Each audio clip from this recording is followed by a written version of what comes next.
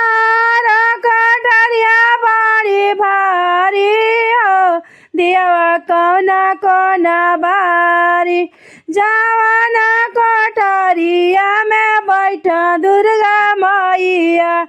जवाना कटरिया में बैठ दुर्गा मैया अरे आसन लगावा बड़ा भारी हो अरे आसन लगावा बड़ा भारी हो दियवा कौना कोने बारी आसन लगावा बड़ा भारी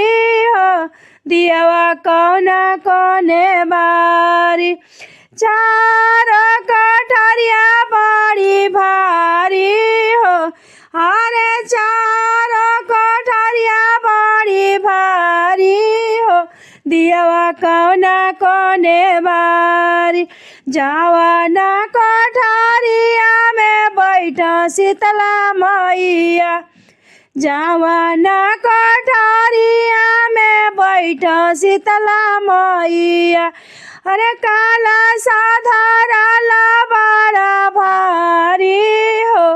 अरे काला साधारा ला बड़ी भारी हो दियवा कौना कोने बारी अरे काला साधारा ला बड़ी भारी हो दियवा कौना कोने बारी चार कटरिया बड़ी भारी हो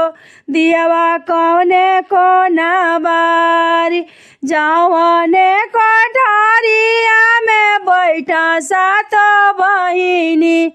जवाने कटरिया में बैठा सात बहिनी अरे भोगवा लगेला बड़ी भारी हो अरे भोगवा लगता बड़ी भारी हो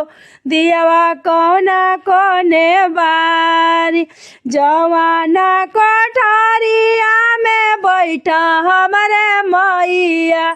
जवाने कटरिया में बैठा सात मैया अरे सरोजा सिंह पाचारा सुनावा बड़ी भारी हो सरोजा सिंह पाचारा सुनावा बड़ी भारी हो दियवा कौने कोना बारी चार कटरिया बड़ी भारी हो दियना कौने कोने बारी।